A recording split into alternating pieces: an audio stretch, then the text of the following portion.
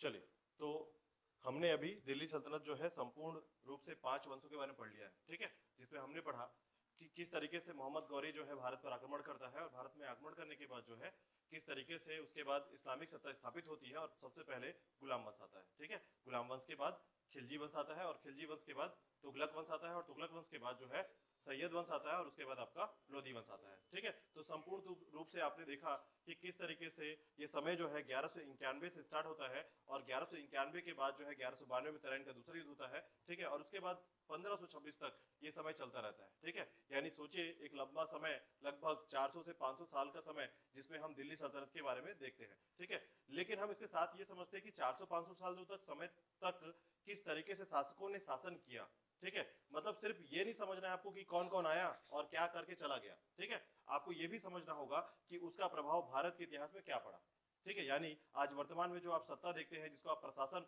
केंद्रीय प्रशासन या राजकीय प्रशासन या प्रांतीय प्रशासन के तौर पर जानते हैं, ये सभी कहां से आया है? तो आपका मध्यकाल के इतिहास से आया हुआ है, ठीक है। तो इस तरीके से हम समझेंगे कि भारत के इतिहास में मध्य काल का जो इतिहास है उसके आज के समय में जो देन है या किस तरीके से हमें जो स्थापत्य प्राप्त होता है, किस प्रकार से जो कला प्राप्त होती है, ठीक है, किस प्रकार से आपको कुतुब मीनार प्राप्त होता है, एक एक चीजों के बारे में यहाँ पर आप समझेंगे कि भारत के संबंध में जो इतिहास है या मध्यकाल का जो इतिहास है वो किस तरीके से आज हमारे इतिहास को जोड़ता है, ठीक है। सबसे पहले देखिएगा, मैं बात करूंगा कि दिल्ली सल्तनत, ठीक है, कि प्रशासनिक, आर्थिक और सामाजिक महत्व, ठीक है। तो इसमें समझिएगा कि दिल्ली सल्तनत में, ठीक है, दिल्ली सल्तनत का जो काल रहा है ये सुल्तानों का काल रहा है और यही कारण है कि आप जो नाम पढ़ पाते हैं सल्तनत या दिल्ली सल्तनत का काल, ये सुल्तानों के नाम से जाना जाता है, ठीक है। यहाँ पर आप समझिएगा कि सबसे पहले अगर हम लोग सल्तनत की बात करते हैं तो इसमें दो प्रकार की प्रशासन इकाइयां होती थी, ठीक है। दो प्रकार की प्रशासन इकाइयां होती थी, एक होता था केंद्रीय प्रशासन, ठीक है, याद रखिएगा, एक होता था केंद्रीय प्रशासन और दूसरा होता था प्रांतीय प्रशासन, ठीक है। दो प्रकार की प्रशासन प्रणाली होती थी, केंद्रीय प्रशासन और प्रांतीय प्रशासन प्रणाली, ठीक है। तो याद रखिएगा सबसे ऊंचा प्रणाली क्या होगा? केंद्रीय होगा। इस पर शासन कौन करेगा? सुल्तान, ठीक है। लेकिन इसके साथ ही आपने सुना होगा कि यहां पर सुल्तान के नीचे जो है अलग अलग प्रांतों में गवर्नर हुआ करते थे, ठीक है, गवर्नर हुआ करते थे। तो इस संबंध में आपको याद रखना है कि प्रांत में मुखिया कौन होता था? गवर्नर, ठीक है, याद रखिएगा। और प्रांत से छोटी इकाइयां जो होती थी उसे कहते थे परगना, ठीक है। प्रांत से छोटी इकाई क्या कहलाती थी? परगना। और इससे छोटी इकाई जो होती थी वो कहलाती थी ग्राम या गांव, ठीक है। इस तरीके से पूछा जाता है कि सल्तनत काल में सबसे छोटी प्रशासन की सबसे छोटी इकाई क्या है? तो गांव, ठीक है, याद रखिएगा।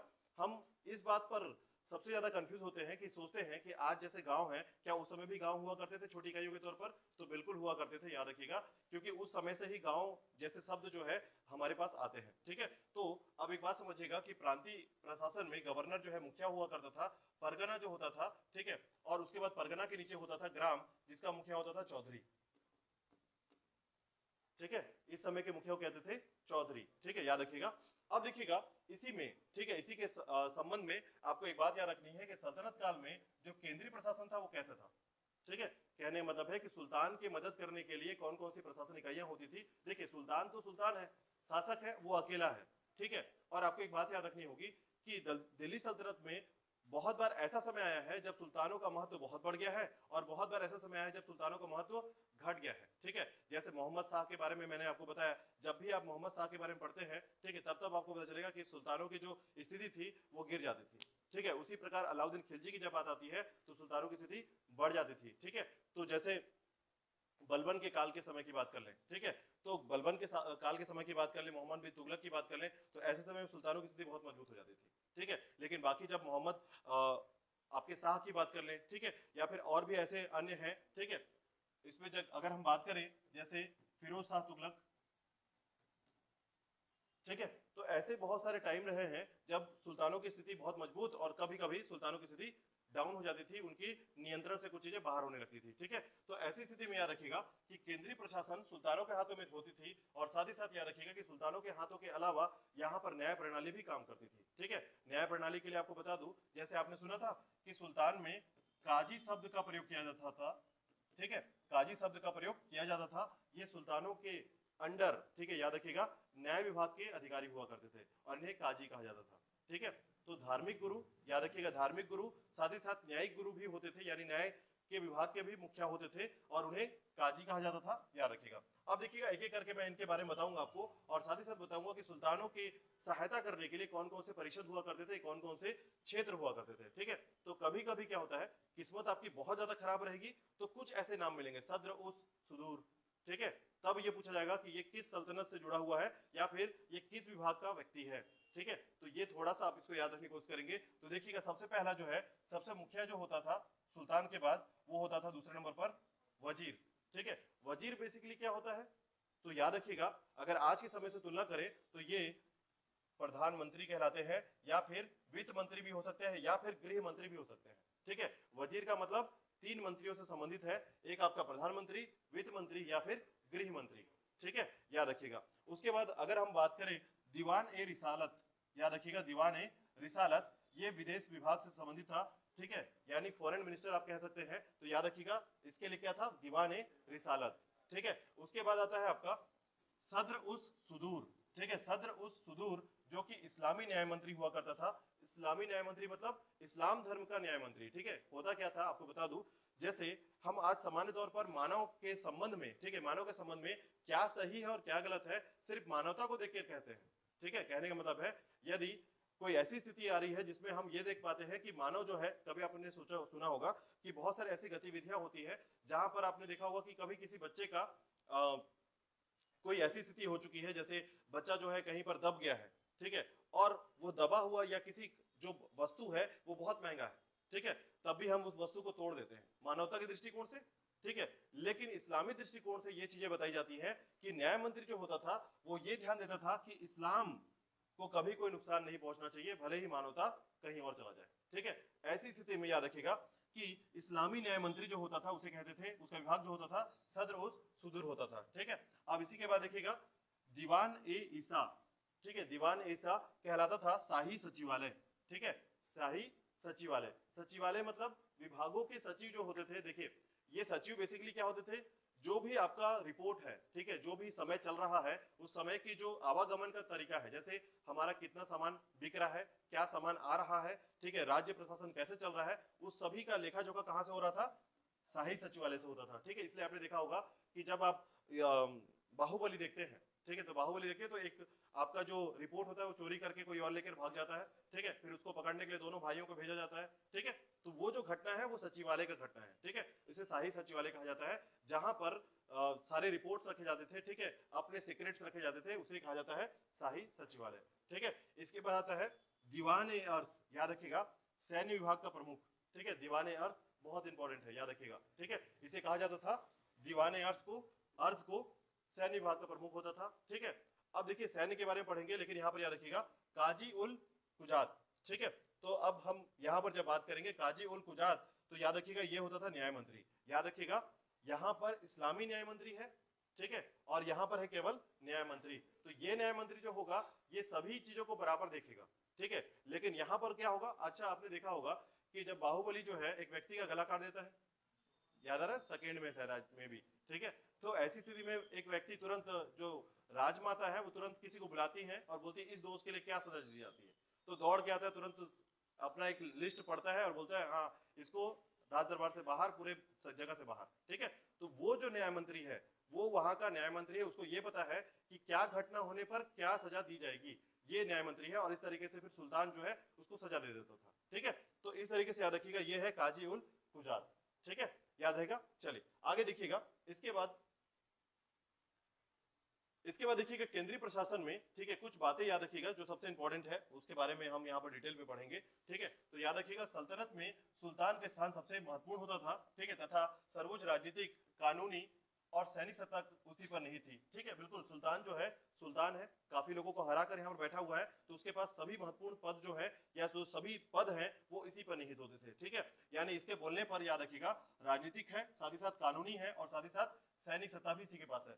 सैनिक सत्ता ये जानबूझकर अपने पास रखते थे, याद रखिएगा, क्योंकि सैनिकों का बगावत बहुत इंपॉर्टेंट था, ठीक है। अगर मान लीजिए सेनापति, आपने बहुत बार सुना है कि इस राजा को मारकर ये राजा बन गया, इसका कारण यही है कि अगर वो कोई सेनापति है और सैनिकों का महत्व अपने पास रखता है तो राजा को हराना बहुत आसान होता था उस समय, ठीक है।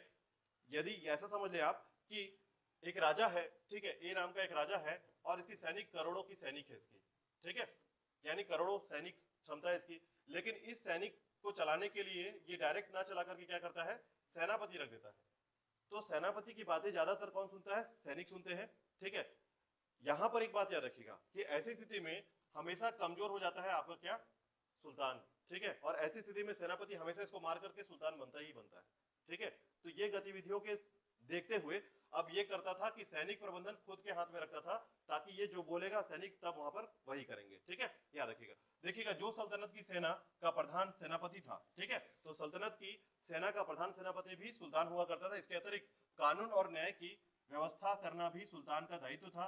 याद रखिएगा, न्याय व्यवस्था के लिए याद रखिएगा जो सुल्तान हुआ करते थे, ये पूरे 7 दिन में 2 दिन जो है दरबार बैठाते थे, न्याय की दरबार कहते थे इसको, ठीक है। इसमें अलग अलग सुल्तान जो है अलग अलग स्थिति के अनुसार अपने दिन को तैयार रखते थे। उसमें 2 दिन जो है स्पेशली हमेशा याद रखिएगा, सप्ताह के 2 दिन हमेशा न्याय दरबार बैठाया जाता था, ठीक है। इसके बाद देखिएगा इस कार्य के लिए न्यायाधीशों की नियुक्ति भी की गई थी। और इसके अतिरिक्त जो है याद रखिए किसी भी पदाधिकारी के अन्याय के विरुद्ध उसे सीधे अपील की जा सकती थी। न्याय करना किसी भी शासक का अत्यंत महत्वपूर्ण दायित्व माना जाता था, ठीक है। तो याद रखिएगा सुल्तान तो है ही, इसके नीचे जो है न्यायमूर्ति या न्यायाधीश भी हुआ करते थे, ठीक है। लेकिन न्यायाधीश हमेशा छोटे मामले देखते थे, और जब न्यायाधीश से आप संतुष्ट नहीं है कि इसने हमको जो रिपोर्ट दिया या फिर जो रिजल्ट दिया या निर्णय दिया हम उससे संतुष्ट नहीं है, तो हम किसके पास जाएंगे, सुल्तान के पास जाएंगे, ठीक है। इस तरीके से न्यायाधीश भी डरते थे किससे, सुल्तान से, ठीक है। तो याद रखिएगा न्याय का क्रम जो है सबसे सर्वोपरि होता था कौन, सुल्तान, और उसके अंडर होते थे न्यायाधीश। न्यायाधीश तो समझ पा रहे हैं आप लोग, ठीक है। तो जस्टिस जो होते थे, यानी जस्टिस जिसको प्राप्त करना है वो पहले कहां जाएगा, अगर छोटी स्थिति है, छोटे काम है, जैसे 2 लोग आपस में लड़ते लड़ते पहुंच गए कि मेरी बकरी को मार दिया इसने, ठीक है, तो फिर छोटे स्थिति में आप सुल्तान के पास नहीं जा सकते यहाँ पर, ठीक है। जब तक कोई ऐसी स्थिति ना आ जाए कि व्यापारी संबंध में कोई बड़ा घटना ना घट जाए, ठीक है, तब तक ऐसी स्थिति में आप सुल्तान के पास नहीं जाएंगे, आप जाएंगे कहां पर, न्यायाधीशों के पास, ठीक है। अब देखिएगा इसके बाद केंद्रीय प्रशासन में दिल्ली के अधिकांश तुर्की सुल्तानों ने स्वतंत्र होते हुए भी सिद्धांत खलीफा, यहां पर याद रखिएगा खलीफा क्या है, धार्मिक गुरु को खलीफा कहा जाता है, याद रखिएगा, ठीक है।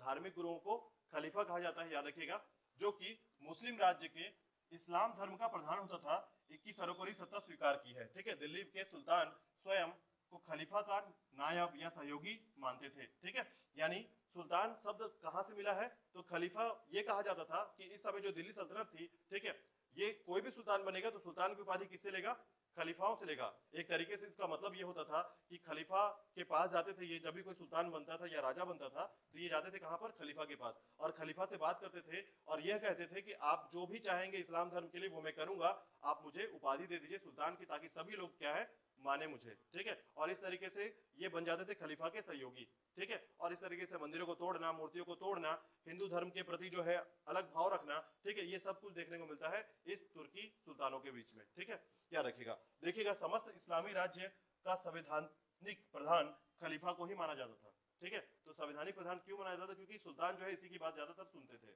ठीक है। याद रखिएगा 2 शब्द आता है, खलीफा और उलेमा, ठीक है, खलीफा और उलेमा। उलेमा जो होते थे ये गुरु का ग्रुप है, ठीक है, उलेमा ग्रुप कहा जाता था, ठीक है, समूह, और खलीफा होते थे सीधे धार्मिक गुरु, ठीक है, याद रखिएगा। अब देखिएगा इसके बाद तुर्क सुल्तानों में इल्तुतमिश ही प्रथम सुल्तान था जिसने अपनी स्थिति सुदृढ़ करने के लिए अब्बासी खलीफा से 1229 ईस्वी में प्रार्थना कर नासिर अमीर उलिमो मिनीन खलीफा का सहायक की उपाधि धारण की थी, ठीक है। तो इस तरीके से याद रखिएगा नासिर अमीर उलिमो मिनीन, ठीक है। अगर आपको नाम याद नहीं हो रहा है तो बस आप एक बात याद रखिएगा कि सबसे पहला सुल्तान कौन बना था जो खलीफाओं से उपाधि ली थी, वो है आपका इल्तुतमिश, ठीक है। इसके बाद देखिएगा बलबन ने निरंकुश राजतंत्र की स्थापना की, वह स्वयं को जिले इलाही, ठीक है, अल्लाह के परछाई मानता था, ठीक है। मैंने बताया था कि इसने बोला क्या कि मैं जो है अब जो खुदा है, ठीक है, जो ईश्वर है या फिर जो पैगंबर है उन्हीं के संबंध में मैं उनकी परछाई हूं और मैं राजा बनने के लायक हूं, इसलिए मुझे चुना गया है राजा के तौर पर, ठीक है। तो इसकी शुरुआत की थी किसने, बलबन ने शुरुआत की थी, याद रखिएगा गयासुद्दीन बलबन ने शुरुआत की थी, ठीक है। अब बलबन के समय से एक बात याद रखिएगा कि निरंकुश राजतंत्र प्रणाली जो है कहां से आई है, बलबन के समय से आई है। दूसरा याद रखिएगा कि बलबन ने लौह रक्त की नीति अपनाई थी, ठीक है। तो लौह रक्त की नीति अपनाई थी, तो उसके संबंध में भी याद रखिएगा कि पूछा जाता है कि लौह रक्त की नीति किसने अपनाई थी, ठीक है। तो याद रखिएगा। इसके बाद देखिएगा 1258 में हलाकू द्वारा, ठीक है, अब्बासी खलीफा की हत्या के बाद भी दिल्ली के सुल्तानों ने खलीफा की अधिसत्ता बनाए रखी। अलाउद्दीन खिलजी ने भी खिलाफत का सम्मान किया। उसने मोमिन उल खिलाफत, खिलाफत का दाहिना हाथ, और नासिर ए अमीर अल मोमिन, खलीफा का सहायक की उपाधि धारण की थी, ठीक है। आपने नोटिस किया होगा कि ये जो मोमिन शब्द आता है ना, सहायक शब्द, ठीक है, ये हमेशा से आपको मिलेगा, खासकर इस्लामिक क्षेत्रों में चले जाइए, मोमिनपुरा शब्द आपको बहुत बार मिलेगा, ठीक है। बोलेंगे ये एरिया कौन सा है, तो मोमिनपुरा है, ठीक है। तो मोमिनपुरा शब्द यही होता है जो इस्लाम धर्म से संबंधित होता है, बहुत ज्यादा इंपॉर्टेंट है, ठीक है, और खलीफा के सहायक कहलाते हैं, ठीक है। मुस्लिम शासकों में उत्तराधिकारी का कोई स्पष्ट नियम विकसित नहीं हुआ था, ठीक है। तो इसमें उत्तराधिकारी होता नहीं था, क्यों? क्योंकि देखिए राजा जो है अपने सम्मान में चल रहा था, यानी शासक जब अपने सम्मान में चल रहे थे, उसके बाद उनका पुत्र जो है अगर ये सुल्तान बनेगा, ऐसा कोई जरूरी नहीं है, ठीक है। जो लड़ेंगे, जो जीतेगा वो सुल्तान बन जाएगा, इस तरीके की स्थिति थी। इसीलिए उत्तराधिकारी का कोई स्पष्ट नियम नहीं लिखा गया था इसमें आपके सुल्तान के क्रम पर, ठीक है। अभी जितने भी टॉपिक हम पढ़ रहे हैं, याद रखिएगा हम केंद्रीय प्रशासन के बारे में पढ़ रहे हैं, ठीक है। तो आपके दिमाग में जो फैक्ट आता चला जा रहा है वो याद रखते जाइएगा कि जो कुछ घटनाएं थी प्रशासन को करने की, जैसे उत्तराधिकारी का नियम था, नहीं था, ठीक है। क्योंकि ये जो आएगा कथन कारक पे आएगा, आंसर याद रखिएगा, ये फैक्चुअल नहीं है, याद रखिएगा। इसमें फैक्ट्स नहीं निकलते, इसमें क्या निकलते हैं, कथन और कारक, ठीक है, कारण की पुष्टि, और इस तरीके से आपके सत्य असत्य कथन जो है यहां से आंसर में आते हैं, ठीक है। चलिए देखिएगा नेक्स्ट। इसके बाद केंद्रीय प्रशासन में सुल्तान की मदद के लिए अनेक मंत्री हुआ करते थे, जिनका चयन वह स्वयं करता था, और इन मंत्रियों को पदासीस रहना या न रहना उसकी इच्छा पर निर्भर करता था, ठीक है। यानी मंत्री को निकाल देना, मंत्री का रहना और मंत्री को चुनना सुल्तान के हाथ में था, ठीक है। इसके अलावा प्रशासन में सबसे महत्वपूर्ण व्यक्ति वजीर हुआ करता था। वजीर के अधीन एक महालेखा परीक्षक, ठीक है, और आय व्यय की जांच पड़ताल का काम करता था, एवं महालेखाकार जो होता था आय की निगरानी करता था, ठीक है। तो जिसको हम लोग कैग कहते हैं, CAG, ठीक है। याद रखिएगा ये महालेखा परीक्षक होता था, किसके अधीन होता था, वजीर के अधीन होता था, ठीक है। वजीर के अधीन एक, तो प्रशासन करने के लिए याद रखिएगा सबसे महत्वपूर्ण पद तो सुल्तान है, और सुल्तान की मदद करने के लिए मंत्री परिषद हुआ करती थी। और मंत्री परिषद, देखिए मैं आपको साधारण से बात समझाता हूँ, भारत में भी अभी भी वैसे ही तरीका है, ठीक है। राष्ट्रपति एक तरीके सुल्तान मान के चलिए, हालांकि आप इसको राजतंत्र के तरीके से नहीं देखेंगे, ठीक है, गणतंत्र के तरीके से देखेंगे। तो आज वर्तमान में हमारा भारत क्या है, गणतंत्र है, और यहाँ पर मुखिया कौन है, राष्ट्रपति, ठीक है। और इससे पहले सल्तनत काल की बात करेंगे तो ये था आपका राजतंत्र व्यवस्था, और यहां पर मुखिया कौन होता था, सुल्तान, ठीक है। और इसी के नाम पर दिल्ली का सल्तनत बना है, ठीक है। अब उसी के बाद याद रखिएगा कि राष्ट्रपति की सहायता के लिए कौन होता था, मंत्री परिषद, ठीक है। राष्ट्रपति की सहायता के लिए मंत्री परिषद होता है, और मंत्री परिषद का मुखिया होता है प्रधानमंत्री। सेम कंडीशन यहीं पर है कि सुल्तान की सहायता के लिए मंत्री परिषद होते थे, और मंत्री परिषद का मुखिया होता था वजीर या प्रधानमंत्री, ठीक है। इस तरीके से वही सेम कंडीशन है, बस आपको थोड़ा सा याद रखना है कि वर्तमान समय में गणतंत्र व्यवस्था है और उस समय हुआ करता था राजतंत्र व्यवस्था, ठीक है। अब देखिएगा इसके आगे, देखिए केंद्रीय प्रशासन में जब हम बात करेंगे, फिरोज शाह तुगलक ने इस्लाम में धर्मांतरित एक तेलंग ब्राह्मण खान ए जहां को अपना वजीर बनाया था, ठीक है। मतलब एक जो घटना घटी थी जो कि धर्मांतरित किया गया था, ठीक है, इस्लाम में धर्मांतरित किया गया था, किसे, तेलंग ब्राह्मण को, ठीक है, जिसे कहा गया था खान ए जहां, ठीक है। किसने किया था, तो याद रखिएगा फिरोज शाह तुगलक ने, ठीक है। तो फिरोज शाह तुगलक ने किया था, याद रखिएगा। वजीर के विभाग के बाद राज्य का सबसे महत्वपूर्ण विभाग दीवाने अर्ज, याद रखिएगा, सैन्य विभाग होता था, ठीक है। तो याद रखिएगा इसमें कुछ विभाग ना बहुत इंपॉर्टेंट है, ठीक है। इसमें आपको 3 विभाग को याद रखना है। पहला विभाग तो वजीर का हो गया, ठीक है, जिसके अंडर एक महालेखा परीक्षक होता था, ठीक है, आय व्यय का ब्यौरा रखने वाला व्यक्ति। और दूसरा होता था सैन्य विभाग, जिसको कहा जाता है दीवाने अर्ज। यदि अगर आप क्वेश्चन में याद रखना चाहते हैं तो दीवाने अर्ज को याद रखिएगा, ये सैन्य विभाग है, याद रखिएगा, ठीक है। यानी प्रशासन में अगर कभी भी क्वेश्चन आएगा तो हमेशा सैन्य विभाग को पूछा जाता है कि दीवाने अर्ज जो है ये कौन होता था, ठीक है। देखिए 3 विभाग आपको सबसे ज्यादा याद रखना है। पहला वजीर का विभाग, दूसरा याद रखना है दीवाने अर्ज सैन्य विभाग, और तीसरा याद रखना है कर वसूलने वाला व्यक्ति, ठीक है, मुस्तक राज, ठीक है, हाँ मुस्तक राज याद रखिएगा। तो ऐसे करके आपको याद रखना है दीवाने अर्ज, ठीक है। मैं कुछ नाम आपको बताऊंगा अभी, कुछ विभाग के जो कि अलग अलग सुल्तानों ने अपने अपने समय में, जैसे दीवाने बंदगान, ठीक है, दीवाने खैरात, ठीक है, दीवाने, तो इसमें जो भी आपको विभाग मिलेगा वो सारे विभाग इंपॉर्टेंट है, और किसके समय में किसने खोला था, इस विभाग का स्थापना किसने किया था, ये आपको याद रखना पड़ेगा, ठीक है। चलिए देखिएगा, वजीर के विभाग के बाद जो है राज्य का सबसे महत्वपूर्ण कौन होता था, दीवाने अर्ज होता था, ठीक है, या सैन्य विभाग होता था। इस विभाग के प्रधान को आरिज ए मुमालिक कहा जाता था, ठीक है। तो ये आज का पहला क्वेश्चन, अगर आप इसको रखना चाहें तो आप इसको ऐसा कह सकते हैं कि आज का पहला क्वेश्चन है कि दीवाने अर्ज का मुखिया कौन होता था, आरिज ए मुमालिक, ठीक है। आरिज ए मुमालिक जो है, ये याद रखिएगा पहला क्वेश्चन है आज का। प्रशासन के विभाग में आप इसको याद रखेंगे कि वजीर के बाद सबसे महत्वपूर्ण विभाग जो है सैन्य विभाग होता था, जिसे कहा जाता था दीवाने अर्ज, और इसका मुखिया होता था या प्रधान होता था आरिज ए मुबालिक, ठीक है, याद रखिएगा। इसके बाद देखिएगा केंद्रीय प्रशासन में सैनिक की भर्ती करना, उन्हें प्रशिक्षण देना तथा उनको वेतन देना आरिज विभाग का मुख्य कार्य था, ठीक है। तो ये क्या करता था, सैनिकों का भर्ती करता था, ठीक है। देखिए मंत्रियों की भर्ती कौन कर रहा है, सुल्तान कर रहा है, ठीक है, लेकिन सैनिकों की भर्ती यहाँ पर सैन्य विभाग का प्रधान, ठीक है, और उसको प्रशिक्षण देना, उनको वेतन देना, और ठीक है। तो ये आरिज के विभाग के अंतर्गत होता था, याद रखिएगा। भारत में आरिज के लिए अलग अलग विभाग की स्थापना सर्वप्रथम बलबन ने की थी, ये याद रखिएगा, आज का दूसरा क्वेश्चन है ये, ठीक है, कि आरिज विभाग के लिए, ठीक है, आरिज के लिए जो अलग अलग विभाग की स्थापना की गई थी वो है बलबन, जिसने अलग अलग विभाग की स्थापना की थी आरिज के लिए, ठीक है। तो याद रखिएगा भारत में ऐसी घटना जो हुई थी जिसमें बलबन ने शुरुआती समय में आरिज के लिए अलग अलग विभाग की स्थापना की थी। और इसके साथ ही देखिएगा, अभी मैं आपको बताऊंगा बलबन ने ऐसा क्यों किया था, कैसे किया था। तो देखिए जैसे सैन्य विभाग क्या था, तो सैन्य विभाग या सैनिक की भर्ती होती थी। अब सेनाओं की भर्ती के क्रम पर याद रखिएगा 3 प्रकार के सेना के बारे में जाना जाता है, ठीक है, 4 प्रकार के। पहला सेना वो होता था जो सुल्तान भर्ती करता था अपने लिए पर्सनली, ठीक है, यानी अपने आसपास रखेगा सुल्तान, ठीक है। दूसरा होते थे इक्तादारी,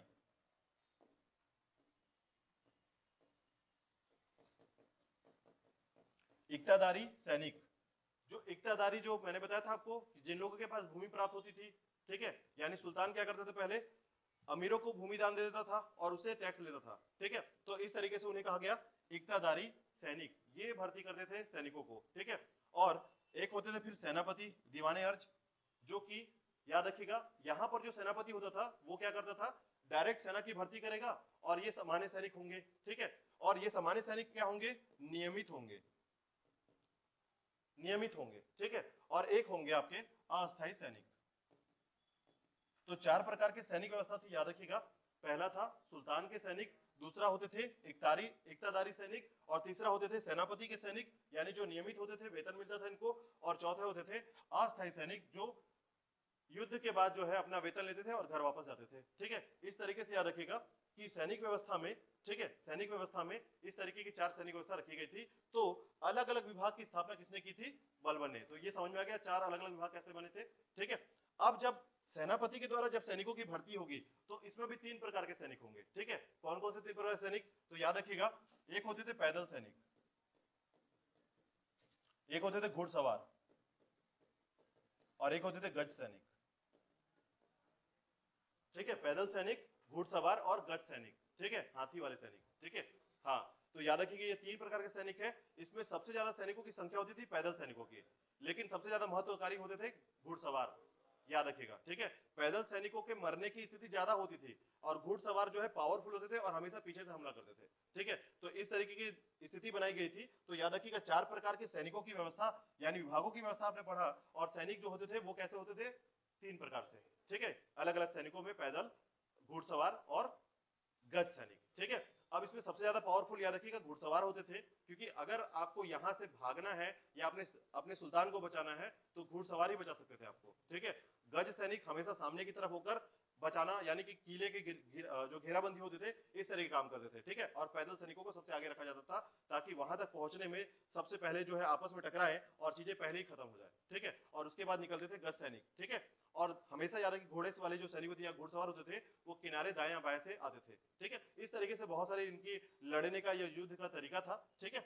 चलिए आगे देखते हैं केंद्रीय प्रशासन में, देखिएगा इसके बाद अब आप देखेंगे इसमें कि सैन्य व्यवस्था का जो क्रम है इसमें क्या होता था। तो याद रखिएगा इसमें जो एक बात नोट करके आप लिख सकते हैं कि जो सैन्य व्यवस्था होता था,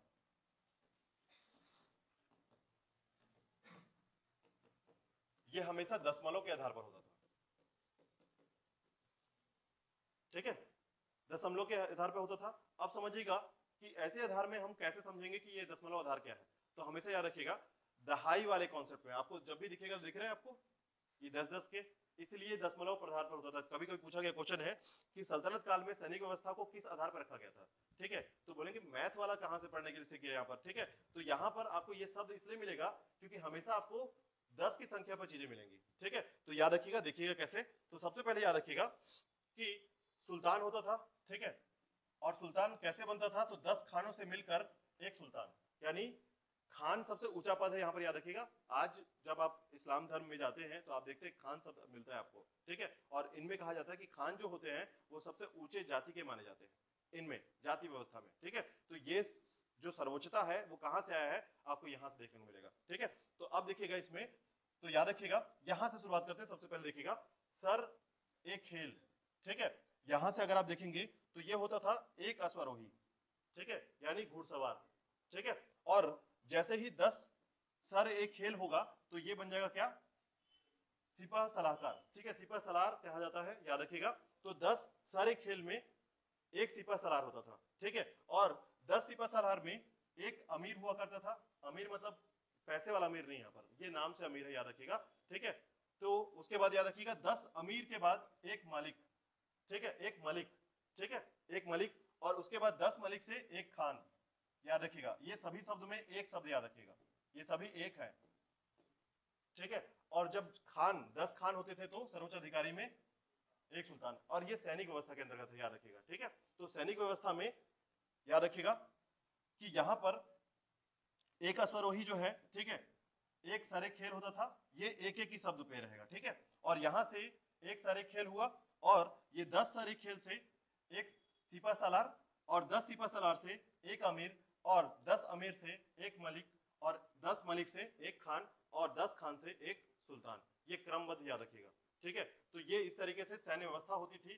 सैन्य व्यवस्था हमेशा दशमलव प्रणाली में होती थी, ताकि 10-10 के आधार पर एक व्यक्ति जो है सृजित होता था या पद का नियुक्ति होता था। ठीक है, तो इस तरीके से 10 व्यक्ति पर एक व्यक्ति जो होता था, ये सबसे प्रमुख सर्वोच्च अधिकारी कहलाता था। ठीक है, यानी एक अश्वारोही से आपका सर एक खेल तैयार होता था। ठीक है, तो इस तरीके से जो है इसका क्रमबद्ध याद रखिएगा। सैन्य व्यवस्था का एक क्रमबद्ध पूछा जाता है कभी कभी। सर्वोच्च अधिकारी खान होता था, और एक सुल्तान के अंडर जो है 10 खान काम करते थे। ठीक है, इस तरीके से अगर आप इसको कंपेयर करते जाएंगे तो आपको दिखेगा कि 10-10 हजार के सैनिक में एक एक खान हो जाता है। ठीक है, तो इस तरीके से आपको अलग अलग व्यवस्था दिखती थी। ठीक है, चलिए आगे देखिएगा। इसके बाद सैन्य व्यवस्था के बाद देखिएगा, इसके बाद देखिएगा प्रमुख मंत्रियां। ठीक है, किसके किसके समय में कौन कौन से मंत्री रहे हैं वो थोड़ा सा याद रखिएगा। तो देखिएगा सुल्तान के समय देखिएगा, सबसे पहले अगर हम मोहम्मद गजनबी के समय से बात करें तो मोहम्मद गजनबी, मोहम्मद गौरी, और उसके बाद इल्तुतमिश, रजिया, बलबन, अलाउद्दीन खिलजी, मोहम्मद बिन तुगलक, फिरोज शाह तुगलक और सिकंदर लोधी। ये इनके बारे में थोड़ा क्रमिक याद रखिएगा। ठीक है, तो किसके समय में कौन क्या था यहाँ पर थोड़ा सा याद रखिएगा। तो देखिएगा, हालांकि जो सबसे इंपॉर्टेंट है मैं उसके बारे में आपको बता देता हूं इसमें, कि जो सबसे ज्यादा पूछा जाता है या कभी कभी पूछा जाता है। ठीक है, तो देखिएगा महमूद गजनबी, ठीक है, अब्बास फजल बिन अहमद, ठीक है, इल्तुतमिश, फखरुल मुल्क इसामी, निजामुल मुल्क और जुनैदी इसके समय में रहा है। ठीक है, और रजिया के समय कौन रहा है, निजामुल मुल्क, जुनैदी। ठीक है, और उसके बाद देखिए ख्वाजा हसन बसरी। ठीक है, बलबन के समय का याद रखिएगा इसको आप, ख्वाजा हसन बसरी। ठीक है, और इसके बाद याद रखिएगा अलाउद्दीन खिलजी में आपको याद रखना है, ये तो आपको याद ही होगा, मलिक काफूर को आप याद रख पाते हैं, और नुसरत खां को याद कर लीजिएगा। दो को सबसे ज्यादा याद रखा जाता है। ठीक है, किसके समय में, अलाउद्दीन खिलजी के समय में, क्योंकि अलाउद्दीन खिलजी के समय बहुत बड़ा क्वेश्चन जो बनता है वो ये कि दक्षिण भारत के अभियान में अलाउद्दीन खिलजी की सपोर्ट किसने किया था या सहयोग किसने किया था, तो याद रखिएगा मलिक काफूर ने किया था। ठीक है, तो मलिक काफूर उसका पहले सेनापति था, बाद में वजीर के तौर पर इसका काम करता है। ठीक है, ठीक है, चलिए नेक्स्ट देखिएगा मोहम्मद बिन तुगलक के क्रम पर याद रखिए ख्वाजा जहां और अहमद अयाज। ठीक है, और उसके बाद आपको फिरोज तुगलक का नाम थोड़ा सा यहाँ इसके समय याद रखना है, खाने जहां। ठीक है, याद रखिएगा फिरोज शाह तुगलक। तो दो नाम आप याद रखेंगे, एक आपका यहां याद कर लीजिएगा और यहां याद कर लीजिएगा। ठीक है, और आपको याद रखना है मियां भुआ आपके सिकंदर लोधी के समय। ठीक है, मियां भुआ, तो ये दो क्रम से याद रखिएगा। किसके समय में कौन क्या था, वजीर था, यानी सल्तनत काल के प्रमुख वजीर जिन्होंने सल्तनत काल को अपने शासक के तौर पर बचाने के लिए बहुत महत्वपूर्ण कार्य किए हैं। ठीक है, ये बहुत ईमानदार हुआ करते थे या बहुत बेईमान हुआ करते थे, दो चीजें याद रखिएगा। ठीक है, देखिए ईमानदार है तो भी उसकी क्वालिटी ईमानदारी की है, और बेईमान है तो भी क्वालिटी है इस तरीके की। ठीक है, तो दोनों चीजों में आपको याद रखना है कि किसका शासक जो है अपने ही शासक को मारकर राजा बनने की प्रणाली भी आएगी, और या तो उसके शासन को बचाकर अपनी स्थिति को मजबूत करने की भी प्रणाली इसी में आती है। ठीक है, चलिए अब देखिएगा इसके बाद सल्तनत काल के प्रमुख वजीर के बाद देखिएगा कि केंद्रीय प्रशासन में कुछ फोकस थोड़ा सा करेंगे हम लोग यहाँ पर। विशेष तौर पर अलाउद्दीन का आग्रह सैनिकों की नियमित हाजिरी पर था। उसने घोड़ों को दागने की प्रथा, ठीक है, का चलन आरंभ किया, जिससे सिपाही तुच्छ दर्जे के घोड़े सेना में ना ला सके। और अलाउद्दीन पहला सुल्तान था जिसने सभी सैनिकों को पूरा वेतन नगद में अदा करना शुरू किया। और एक चीज और चालू किया था उसने, सैनिक हुलिया प्रथा। ठीक है, बेसिकली ये क्यों चालू किया गया था आपको जानकारी है कि लगातार लोग फ्रॉड करते थे। ठीक है, शासक या सुल्तान को ठगते थे। किस तरीके का, मैंने बताया, अभी घोड़ा लेकर आए, ठीक है, और घोड़ा को वापस घुमा कर लेके गए, उसका पैसा लेकर गए, और उसके बाद फिर से घुमा कर लेकर आ गए। मतलब एक तरीके से एक ही घोड़े के दो बार दाम ले लिए जाते थे। ठीक है, साथ ही साथ घोड़े की स्थिति कैसी है ये कोई एक ही बार चेक कर सकता था। ठीक है, और अगर मान लीजिए घोड़ा पहली बार चेक किया गया तो बोला कि बहुत तंदुरुस्त घोड़ा है, इसका पैसा प्रॉपर मिलेगा। ठीक है, लेकिन फिर उसी घोड़े की जगह पर बदल दिया जाता था दूसरा घोड़ा। ठीक है, और बदलने की स्थिति में पहचानना बहुत मुश्किल था, तो इसने क्या किया, घोड़े को दागने की प्रथा कर दी कि अब जो है घोड़े पर एक चिन्ह लगा दिया जाएगा, और उस चिन्ह के तहत जो है घोड़ा पहचान में आ जाएगा कि अब यही घोड़ा था या दूसरा घोड़ा है। ठीक है, तो ऐसे केस में याद रखिएगा कि घोड़े को दागने की प्रथा, और सैनिक भी सेम यही करते थे अपनी हुलिया के अनुसार जो है, क्योंकि उस समय जो है किसी प्रकार का ड्रेस या फिर यूनिफॉर्म नहीं हुआ करता था, तो प्रॉपर तरीके से सैनिकों का हुलिया जो है ये प्रारंभ कर दिया गया कि जो हमारे सैनिक है अब ऐसे दिखेंगे, सड़क पे घूमते ऐसे नजर नहीं आएंगे। ठीक है, वरना होता क्या था कि सैनिक को बोलकर कि मैं सैनिक हूं यहाँ का, तो वो बाजार में जाकर अपना दाम जो है कम करा सकता था या फिर किसी तरीके से बाजार को ठग सकता था। ठीक है, अब ऐसी स्थिति में कोई कंप्लेन करेगा तो ये सैनिक ही नहीं निकलता था कि सैनिक तो ये है नहीं। ठीक है, वर्तमान में आप जब आप आईडी कार्ड दिखाते तब बोलते ना पुलिस वाले हैं। ठीक है, आपके ड्रेस पर भी आप भरोसा नहीं करते, क्योंकि कुछ केस ऐसे हुए हैं जहां पर लड़के क्या करते हैं, ड्रेस पहन के और घुस गए और अपने आप में जो क्या कहते हैं ट्रैफिक पुलिस बन गए हैं और वो चालान काट रहे हैं गाड़ियों का खड़े होकर। ठीक है, तो ऐसे केस भी भारत में सुनने को मिलता है। साथ ही साथ जो आपके रेलवे में टीआई होते हैं, टीटी होते हैं। ठीक है, तो टीटी भी जो होते हैं वो भी यही काम करते हैं। फिर उसके बाद उनको भी ये तैयार किया गया कि आपके पास एक ड्रेस होना चाहिए और एक आईडी होना चाहिए आपके पास, तब जाकर आप चालान उसमें से भी देख सकते हैं या टिकट चेक कर सकते हैं। ठीक है, तो बहुत सारी चीजें जो है यहाँ से देखने को मिलता है। सैनिक हुलिया प्रथा जो है यहाँ पर प्रारंभ किया गया था। ठीक है, इसके बाद देखिएगा केंद्रीय प्रशासन में और भी बातें यहाँ पर। अब देखिएगा राज्य के दो और भी महत्वपूर्ण विभाग थे, दीवाने रिसालत और दीवाने ईसा। ठीक है, क्या क्या होता था, तो देखिएगा पहला विभाग धार्मिक मामले, धार्मिक संस्थानों और सुपात्र विद्वानों और धर्मवेताओं को दिए जाने वाले अनुदानों का कामकाज संभालता था, और उसका सर्वोच्च अधिकारी आला सदर होता था, जो सामान्य रूप से प्रमुख काजी होता था। जबकि दूसरा विभाग दीवाने ईसा राज्य में पत्र व्यवहार के कार्यों का निगरानी करता था। ठीक है, याद रखिएगा दो विभाग, इतने लाइन को याद रखने से अच्छा है कि आप दो लाइन याद रख लें। ठीक है, पहला लाइन ये कि दीवाने रिसालत जो होता था ये धार्मिक कार्यों का ध्यान देता था। ठीक है, दीवाने ईसा जो होता था वो क्या करता था, पत्र व्यवहार का कार्य देखता था। ठीक है, यानी हम कम्युनिकेशन कह सकते हैं। ठीक है, यानी कि यहाँ से पत्र व्यवहार के क्रम पर कौन कौन से काम होते थे, कैसे होते थे, ये सभी चीजें यहाँ से देखी जाती थी। ठीक है, तो दोनों क्रम को याद रखिएगा। यदि आप इसको क्वेश्चन में शामिल करना चाहते हैं तो चौथे नंबर का क्वेश्चन शामिल कर सकते हैं कि धार्मिक मामला कौन देखता था और पत्र व्यवहार का मामला कौन से विभाग से देखा जाता था। ठीक है, तो दीवान ए रिसालत, दीवान ए ईसा। ठीक है, याद रखिएगा। अब देखिएगा केंद्रीय प्रशासन के अंतर्गत सुल्तान साम्राज्य के विभिन्न भागों में जासूसी करने वाले व्यक्तियों की नियुक्ति भी करता था। ठीक है, फिरोज तुगलक ने गुलामों का एक अलग विभाग खोला था, इसमें बहुत से गुलाम शाही कारखानों में नियुक्त होते थे। ठीक है, तो आपको याद होगा कि फिरोज शाह तुगलक का जो समय था, ठीक है, इसके समय में मैंने आपको बताया था कि दीवाने बंदगान, ठीक है, दीवाने बंदगान, ठीक है, तो दीवाने बंदगान का जो समय है याद रखिएगा, दीवाने बंदगान जो है ये खोला गया था और लगभग सबसे ज्यादा अगर आपसे पूछा जाए कि दास किसके समय रहे हैं तो फिरोज शाह तुगलक के समय रहे हैं, ठीक है। 1,80,000 दास होते थे इस समय, ठीक है। सर्वाधिक पूरे दिल्ली सल्तनत में सबसे ज्यादा दासों की प्रथा जो है, दास जो है रखे जाते थे। और एक बात याद रखिएगा, दासों का मतलब ऐसा नहीं बोला जा रहा कि गुलाम है तो मारेंगे पीटेंगे या कुछ ऐसी स्थिति आएगी। इनको क्या करते थे, सैनिक बनाया जाता था, ठीक है। मतलब प्रॉपर तरीके से इनके शरीर के हिसाब से किसको क्या काम दिया जाएगा, इस तरीके से इनको काम दिया जाता था, ठीक है। मतलब ये अपने आप में दयनीय स्थिति में नहीं रहते थे, गुलाम केवल नाम है, लेकिन याद रखिए इनके काम बहुत बेहतर होते थे और इनको अच्छा पद भी मिलता था, ठीक है। जैसे देखिए आप एक गुलाम के तौर पर आप देखेंगे तो गुलाम वंश स्थापित हुआ कुतुबुद्दीन ऐबक से, ठीक है।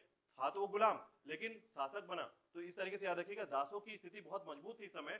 गुलाम शब्द का मतलब हम अभी तुलनात्मक रूप से देख पाते हैं कि जो गुलाम है तो इसका मतलब ये नहीं कि उनसे कुछ और काम कराया जा रहा है, ठीक है। दयनीय स्थिति है, दयनीय स्थिति नहीं थी, इनके पास बहुत मजबूती थी सैनिक प्रबंधन में, सैनिक नियंत्रण में, बड़े बड़े पदवी में ये काम करते थे, ठीक है। लेकिन गुलाम शब्द के साथ जुड़े हुए थे, ठीक है, याद रखिएगा। इसके बाद देखिएगा जासूसी के लिए जो है, निगरानी के लिए गुप्तचर विभाग भी स्थापित किया गया था, याद रखिएगा। अब देखिएगा वकील ए दर नामक अधिकारी दरबार में शिष्टाचार का निर्वाह करता था। मतलब आपको याद रखना होगा कि यहाँ पर जब भी कोई समारोह होगा, ठीक है, तो कैसे उस समारोह का क्रियान्वयन होगा, चलेगा कैसे, और कौन कैसे अपना पार्टिसिपेशन देगा उसमें, ठीक है। शिष्टाचार समझ पा रहे हैं आप लोग कि किसी भी ऐसी स्थिति का प्रयोग ना करना, ऐसे शब्दों का प्रयोग ना करना, या फिर ऐसी स्थिति में कि कभी भी, जैसे कभी कभी होता था कि बात बात में तलवार निकाल लेते थे लोग, ठीक है, बात बात पे ऐसी हो जाती थी। तो ये बात का ध्यान रखने के लिए यहाँ पर रखा गया था वकील दर नामक अधिकारी, ठीक है, जो शिष्टाचार का निर्वाह करता था और औपचारिक समारोह में अमीरों को उनके सामर्थ्य के हिसाब से बैठाने का कार्य भी करता था। मतलब कौन कहां पर बैठेगा समारोह में, दरबार में कौन किसका स्थिति कहां पर होगा, ये ध्यान कौन देगा, वकील, ठीक है, दर, याद रखिएगा। कोतवाल और मुफरीद किलों की व्यवस्था देखते थे, ठीक है। तो ये छोटा सा लाइन आप याद रखेंगे यहाँ पर, ठीक है, ये वाला लाइन, यानी कोतवाल और मुफरीद होते थे, वो क्या करते थे, किलों की व्यवस्था देखते थे। सुल्तानों के पास जल बेड़ा भी था, ठीक है। जल बेड़ा समझते क्या होता है, नेवी सैनिक, ठीक है, नेवी, ठीक है। तो जल बेड़ा मतलब ऐसी स्थिति, जहाज वाले जो सैनिक होते थे, ठीक है, उनको जल बेड़ा कहा जाता है। तो बहुत सारी स्थिति ऐसी थी कि जब ऐसी स्थिति आ जाती थी कि जब पानी में लड़ने की स्थिति आएगी, ठीक है। हालांकि ऐसी स्थिति आपको सुनने को नहीं मिलेगा, लेकिन फिर भी ये तैयारी इस तरीके की होती थी कि जो लोग हैं, ठीक है, जल बेड़ा भी रखते थे सुल्तान, और जिसका प्रधान अमीर बहार कहलाता था, ठीक है, अमीर बहार कहलाता था। गुप्तचर याजिक खोज सेना के आवश्यक अंग थे, ठीक है। गुप्तचर विभाग होना बहुत जरूरी था, क्योंकि गुप्तचर विभाग अगर नहीं होगा तो सुल्तान कब तख्ता पलट हो जाएगा पता ही नहीं चलेगा, ठीक है। कौन कहां पर क्या षड्यंत्र रच रहा है, इसके लिए गुप्तचर विभाग का होना बहुत इंपॉर्टेंट था, ठीक है।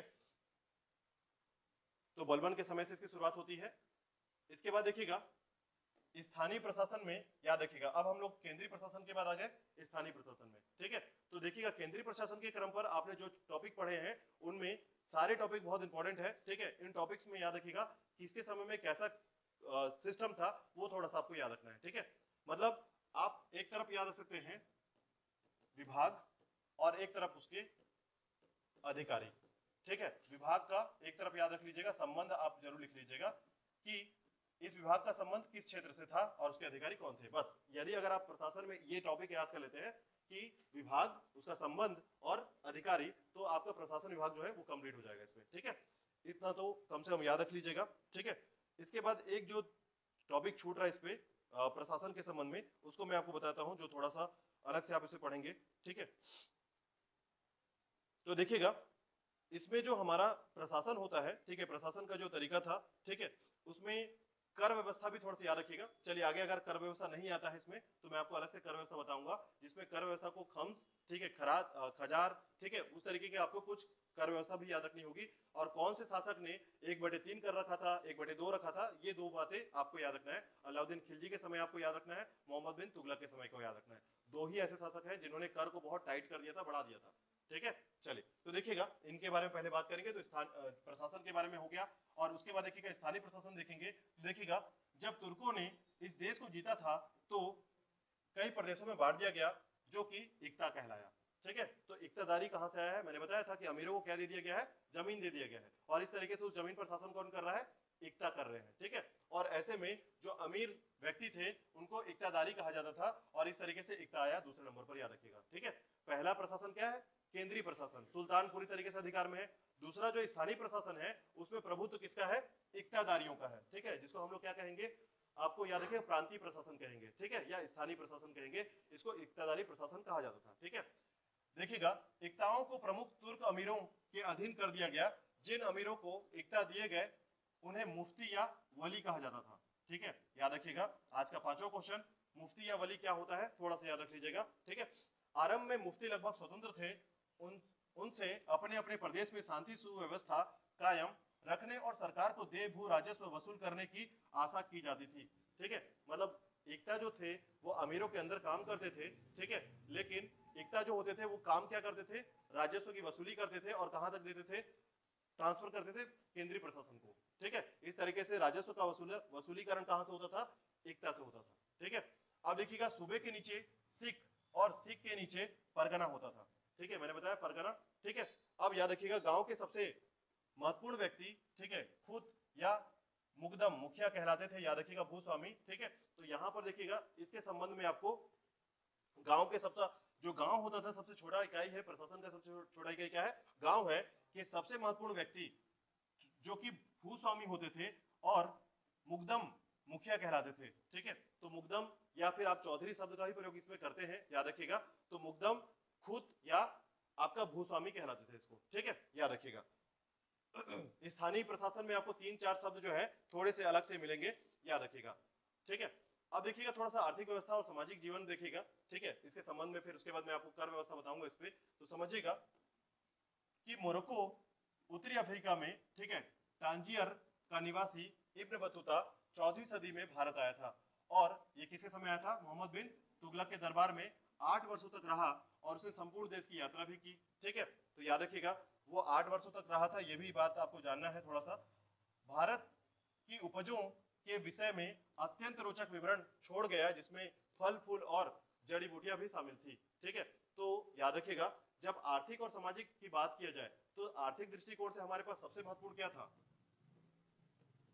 कृषि, उसके बाद उद्योग, उसके बाद ये 3 चीजें बहुत इंपॉर्टेंट, याद रखिएगा कि हमारे आर्थिक चीजों को बढ़ाने के लिए ये 3 चीजें सबसे इंपॉर्टेंट थी, कृषि, उद्योग और व्यापार, ठीक है। ये तीनों चीजों के शामिल होने के कारण ही इस समय सल्तनत काल का आर्थिक जो स्थिति था बहुत मजबूत था। इस समय जो है, याद रखिएगा, हीरे सोने, मतलब जिस तरीके से आप आभूषणों की बात करते हैं उस तरीके की स्थिति थी यहाँ के शासकों के पास, ठीक है। मतलब काफी मात्रा में धन था यहाँ पर भारत में, ठीक है।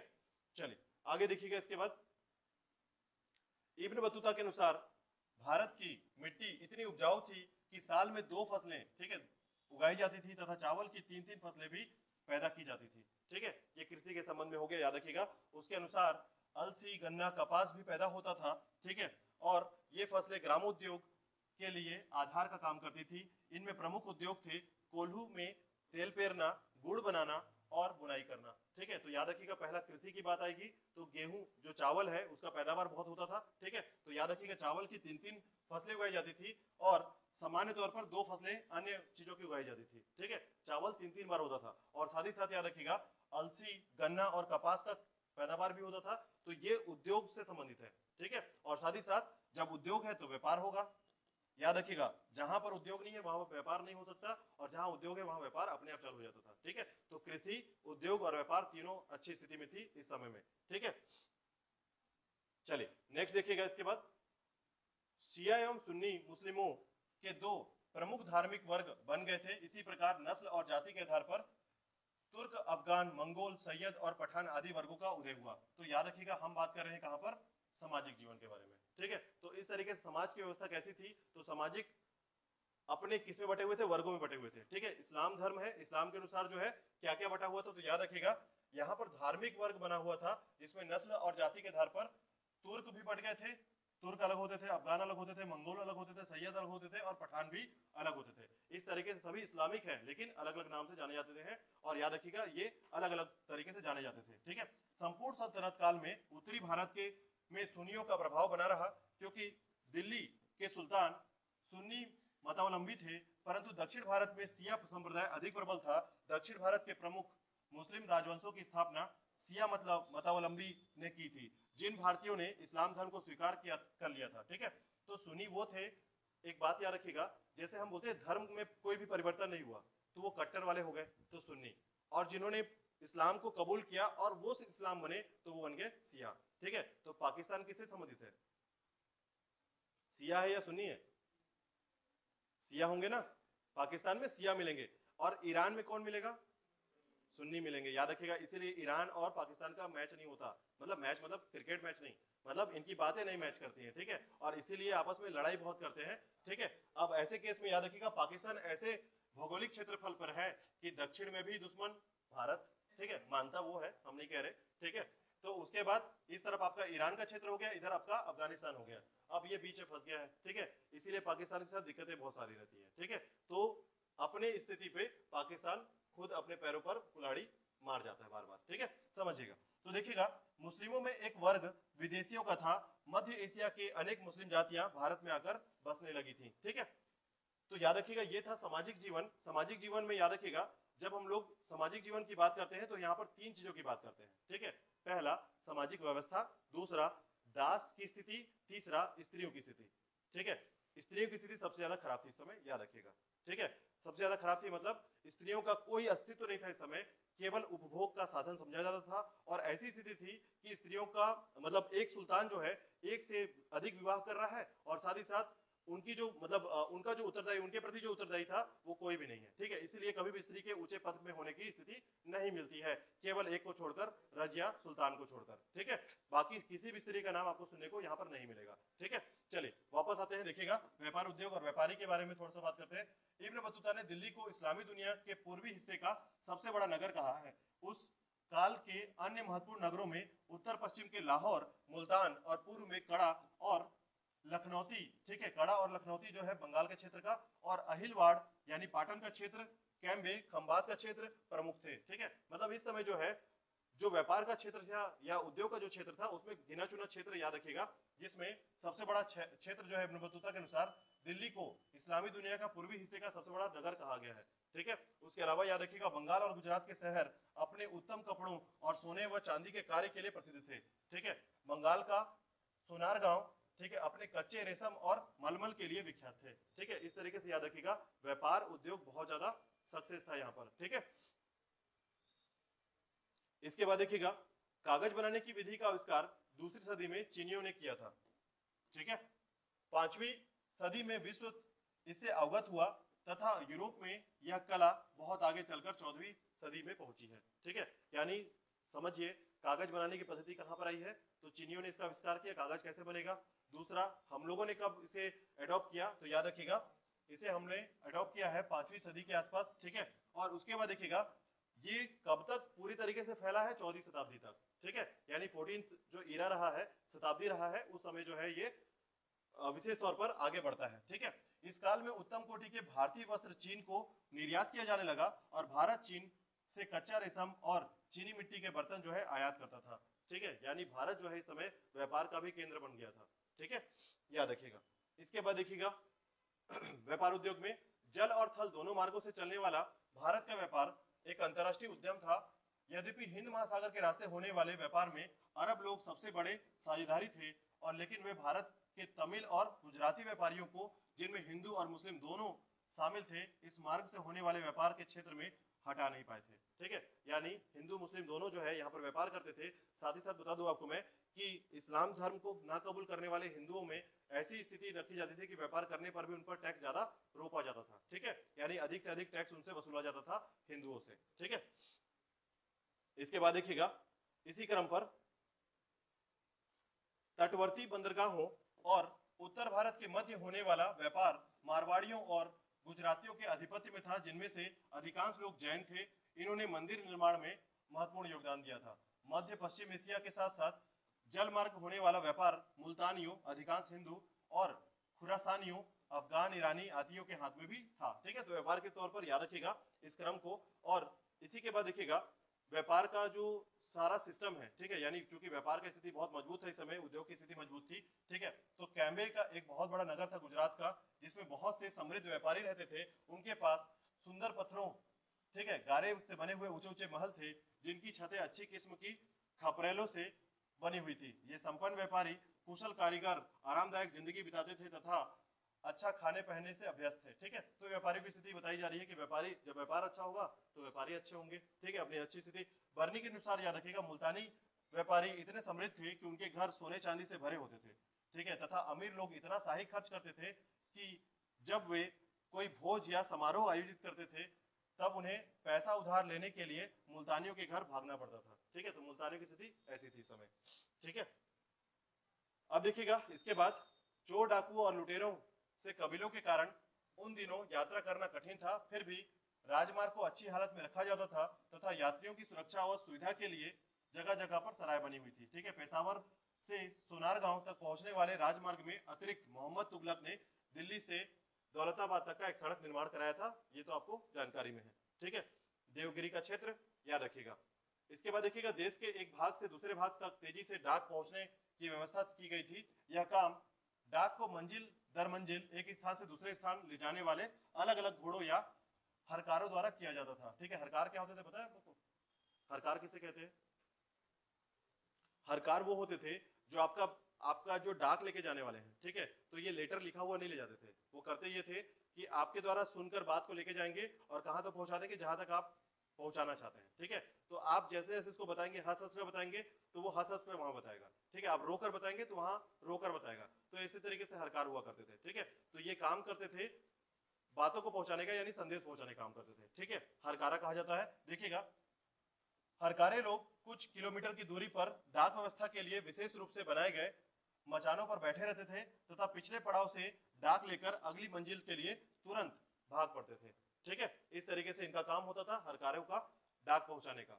अब समझिएगा कि हरकारे दौड़ते समय एक घंटी बजाता था ताकि अगली मंजिल पर बैठे व्यक्ति को उसके आगमन की आहट लग जाए और वह डाक लेकर आगे जाने के तुरंत तैयार हो जाए, ठीक है। जब मोहम्मद बिन तुगलक दौलताबाद में था, जहां दिल्ली से पहुंचने में 40 दिन लगते थे, ठीक है, तब इन्हीं हरकारों के द्वारा उसके पीने का पानी प्रतिदिन यमुना से लाया जाता था। तो सोच सकते हैं अगर यहाँ से, ठीक है, दिल्ली से यमुना नदी के तट पर दिल्ली इधर हो गया, ठीक है, और आप सोचिए ये कहाँ बैठा है? दौलताबाद में।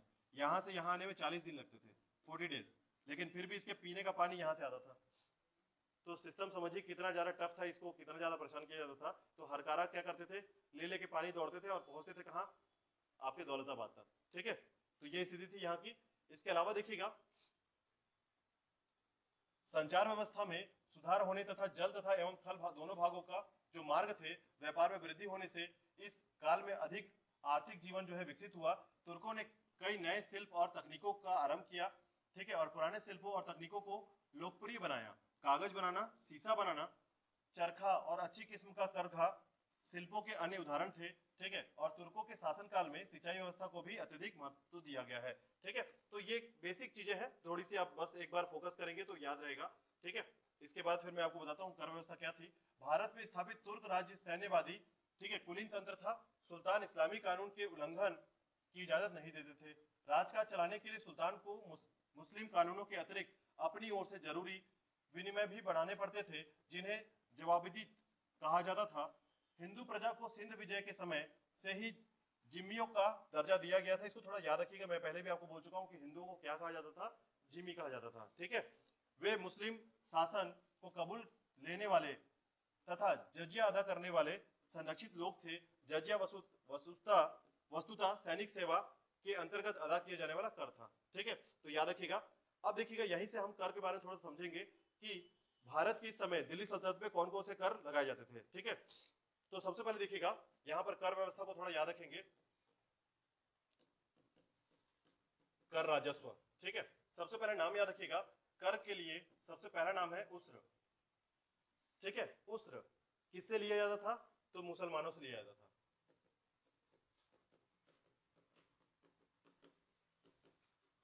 मुसलमानों से लिया जाने वाला कर, ठीक है, उस्र कहलाता है, याद रखिएगा, ठीक है। मुसलमानों से लिया जाने वाला कर है जो कि विशेष तौर पर भूमि कर है ये, ठीक है। भू राजस्व कर कह सकते हैं तो भूमि कर कहलाएगा, उस तरह कहलाएगा। ठीक है, इसके बाद देखिएगा खराज। ये था मुसलमानों से लिए जाने वाला धार्मिक कर।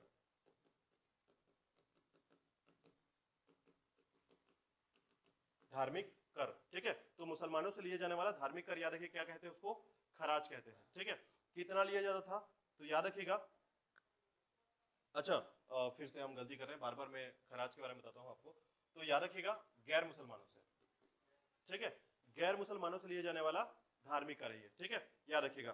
तो यहां पर याद रखिएगा कि जब भी हम लोग धार्मिक कर की बात करते हैं, ठीक है, तो धार्मिक कर का नाम आपको ऐसे याद रख लेना है कि पहले तो याद रखना है जजिया, ठीक है, और दूसरा याद रखना है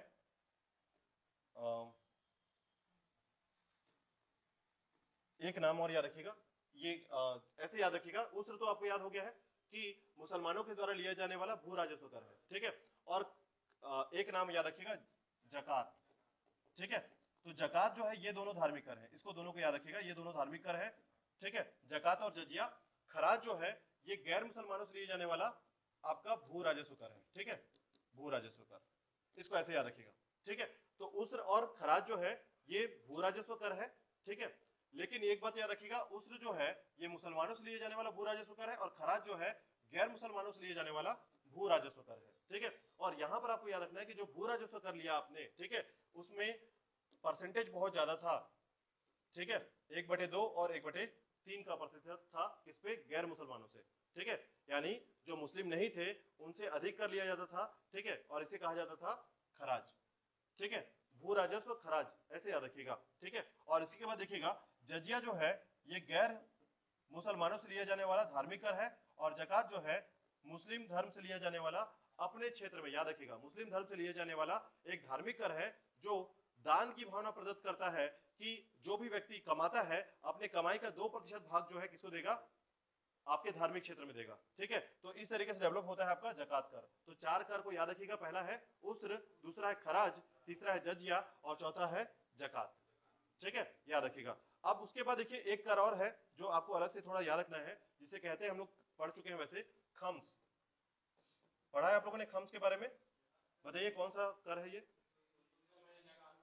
हाँ, लूटा हुआ कर, याद रखिएगा, यानी युद्ध के बाद सैनिकों के द्वारा लूट कर लाया गया जो संपत्ति है, उस संपत्ति से लगाया गया जो कर होता है उसे खम्स कहा जाता है।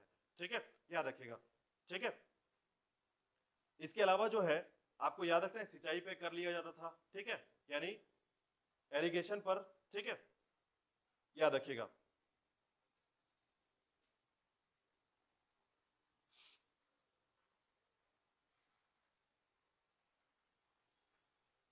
ठीक है, याद रहेगा। तो ये 4-5 जो कर है वो याद रखिएगा इनके समय में। और एक बात याद रखिएगा, इनका विभाग याद कर लीजिएगा। ठीक है, मैं एक शॉर्टकट में आपको विभाग याद करा देता हूं, देखिएगा। सबसे पहले थोड़ा सा यहां पर याद कर लेंगे आप, यहीं पर मैं आपको विभाग बताता हूं। एक तरफ आपके सुल्तान और एक तरफ उनका द्वारा स्थापित विभाग। थोड़ा सा जल्दी याद कर लीजिएगा इसको, 3-4 को कम से कम याद कर लीजिए। ठीक है, कौन कौन सी विभाग किस सुल्तान ने चालू किया था, तो सबसे पहले याद रखिएगा कि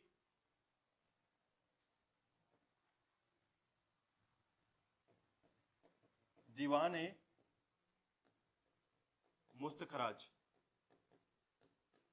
ठीक है, दीवाने मुस्तखराज अलाउद्दीन के समय जो है ये स्टार्ट हुआ था, याद रखिएगा, दीवाने मुस्तखराज। ठीक है, अलाउद्दीन खिलजी के समय। ठीक है, अलाउद्दीन खिलजी के समय दीवाने मुस्तखराज। ठीक है, इसके बाद याद रखिएगा, अच्छा किससे संबंधित था, तो याद रखिएगा वित्त संबंधित था। ठीक है, टैक्स वसूलने वाला काम। ठीक है, मुस्तखराज नाम याद होगा आपको।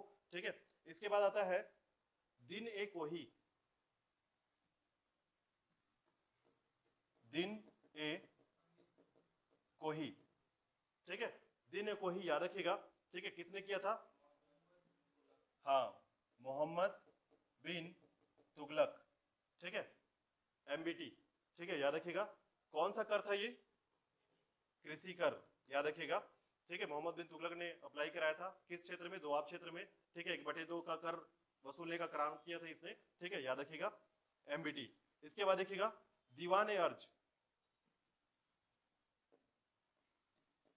दीवान ए अर्ज अभी मैंने पढ़ाया आपको दीवाने अर्ज क्या था,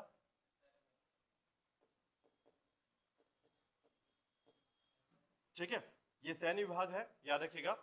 तो सैन्य से संबंधित है, याद रखिएगा, बलबन के द्वारा कराया गया था, ठीक है। दीवाने अर्ज की स्थापना हुई थी और उसके बाद याद रखिएगा तीन आपको याद रखना है। एक आपको याद रखना है दीवान दीने बंदगाह, दीने बंदगाह, दीन ए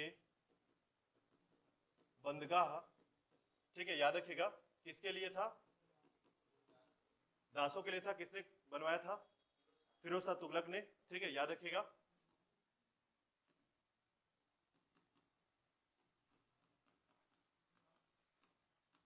ठीक है, तो याद रखिएगा कि जो दास थे या गुलाम थे उनके लिए कराया गया था दीने बंदगाह, ठीक है। और उसी प्रकार दीने खैरात, ठीक है, याद रखिएगा दीने खैरात।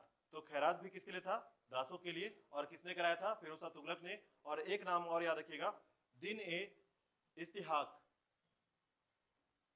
दिन ए इस्तिहाक, ये पेंशन वालों के लिए था, याद रखिएगा, पेंशन मिलता था इनको, ठीक है।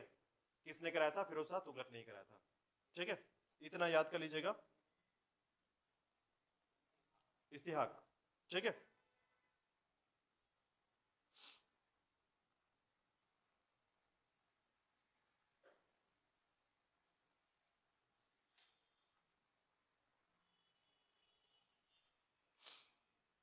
इतना याद कर लीजिएगा। दिल्ली सल्तनत के संबंध में जितने भी प्रशासन है वो आपको याद रहेंगे, ठीक है।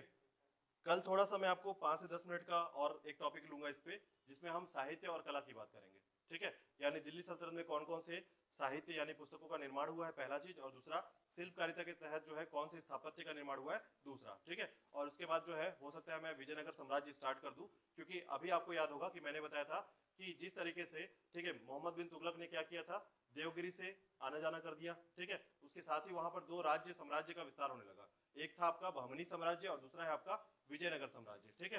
तो विजयनगर साम्राज्य और बहमनी साम्राज्य जो है इनको हम पढ़ेंगे कल या परसों से। और उसके बाद जो है मुगल साम्राज्य स्टार्ट करेंगे। तो याद रखिएगा, अभी हमने पानीपत का पहला युद्ध पढ़ा है, ठीक है। और कौन आ चुका है यहाँ पर, बाबर आ चुका है, ठीक है। तो मैं यहाँ पर यहीं पर स्टॉप कर रहा हूँ इसको, यानी बाबर को भी हम नहीं पढ़ रहे हैं, ठीक है। इसको हम बाद में स्टार्ट करेंगे। पहले जो है, जो मोहम्मद बिन तुगलक ने जो गतिविधियां की थी, बार बार दिल्ली से कहा देवगिरी पहुंचा था, तो बार बार यहाँ से आने के बाद यहाँ एक साम्राज्य का विस्तार हो जाता है इस क्षेत्र में, ठीक है। तो यहाँ पर हम उस साम्राज्य को पहले पढ़ेंगे, विजयनगर साम्राज्य और बहमनी साम्राज्य, ठीक है। उसको पढ़ने के बाद फिर वापस बाबर के पास आएंगे, तब जाकर आधुनिक भारत में प्रवेश करेंगे हम लोग फिर, ठीक है। इस तरीके से क्रम स्टार्ट करेंगे, ठीक है। यहां तक कोई डाउट हो तो एक बार क्लियर कर लीजिए, कोई क्वेश्चन है तो इस पे।